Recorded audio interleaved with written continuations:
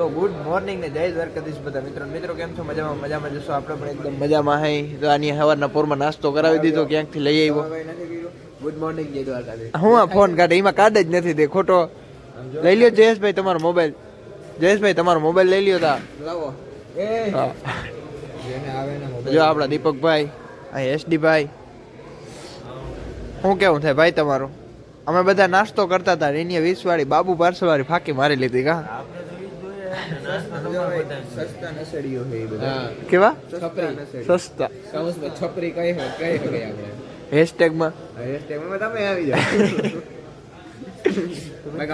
હે ને આપણા પરબતભાઈ અહીં બધું કામ કરી દીધું હે. ઓહિકા ને ધડકા ના ને તેને બધું કમ્પ્લીટ. બે ઘડી મોબાઈલ એપલ નો જોવા દીધો ને એટલે બધી કરી. એ બે ફોટા પાડવા દીધા ને અમાર ભેગા. બાકી પરબતભાઈ કેવી મજા આવે? મજા જ આવે તો વાંધો નહીં, મજા આવે. જો ભાઈબંધ આવી ગયો જુનાગઢ થી છે.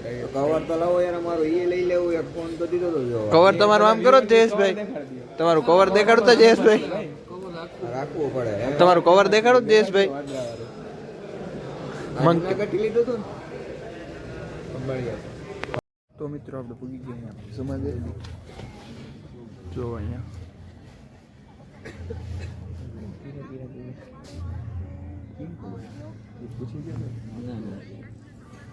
તો આપણે સમાજે આવી ગયા છે અને કાર્યક્રમ બધો થઈ ગયો ચાલુ. અને જો મસ્ત છે ને તટ્ટાર કમર બધેને સીધી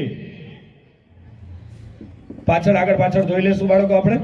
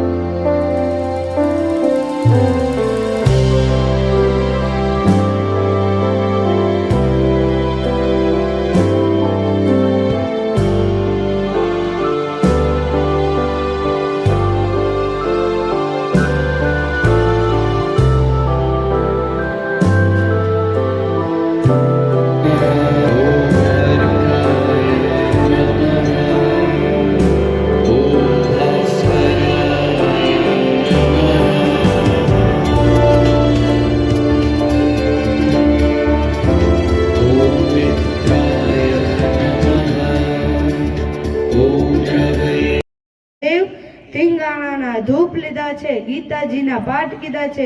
તો જય દ્વારકાધીશ તમામને હું આહેર જઈશ. આ કાર્યક્રમમાં જ્યારે કેન્દ્ર સ્થાને રાજાધિરાજ ભગવાન કૃષ્ણ હોય અને એમાં આ બાળ સંમેલન અભ્યાસી સમયના સાક્ષી એવા બાળ આહેરના જીવનમાં ગીતાજીનું મહત્વ વધારવા અને આવનાર સમયમાં આપણે બધા સમાજના સર્વાંગી વિકાસમાં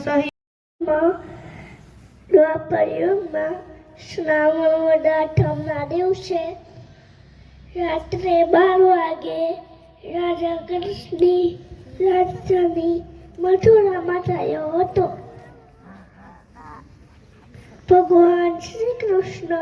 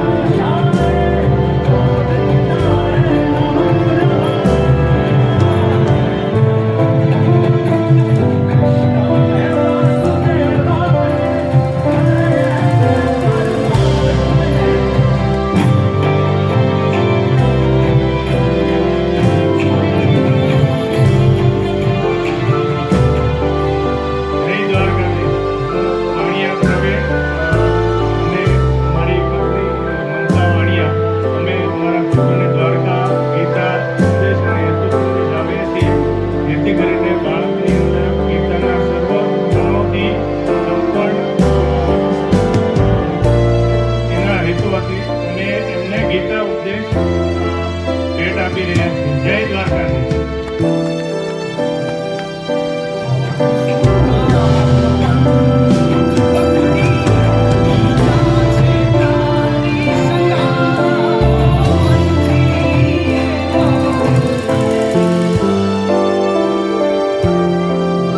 હું યદુવંશી આશુતોષ અને મારી હેતલ અને વૃત્તિ આજે મારા નાના